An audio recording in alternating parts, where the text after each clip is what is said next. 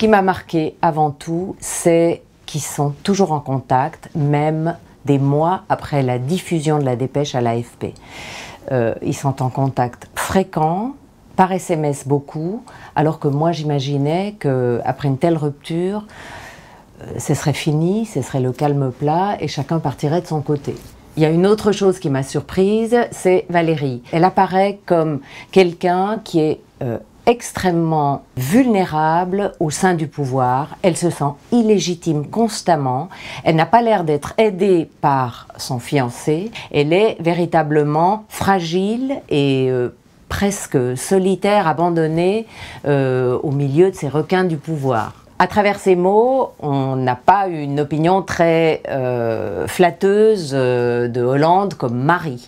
Il n'a que la politique en tête, il s'occupe très peu d'elle, il peut se montrer même parfois un peu goujat, il est très égoïste, mais il est également cerné de conseillers qui s'emparent de lui, qui s'emparent de son intimité constamment, qui écartent évidemment Valérie.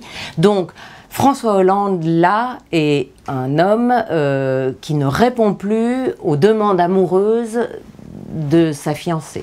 La scène introductive du livre, c'est précisément le moment où elle lui pose la question face à face, tête à tête, alors, est-ce que cette histoire est vraie ?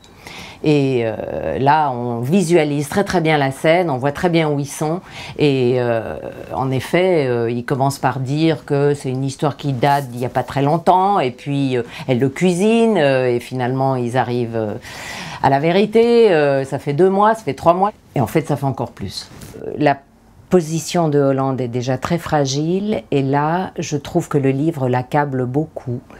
Elle ne le ménage pas du tout. Et fidèle à son habitude, elle appelle un chat, elle dit les choses de façon beaucoup plus directe. On sent bien qu'elle a l'éternel regret de cette image d'amour, cette nostalgie des instants merveilleux qu'ils ont vécu ensemble. Elle dit à quel point elle l'admirait, à quel point il la faisait rire, à quel point il était spirituel, drôle, c'était léger, il y avait toujours une façon, un regard original et tout. Donc elle a l'éternelle nostalgie de ces heures si heureuses.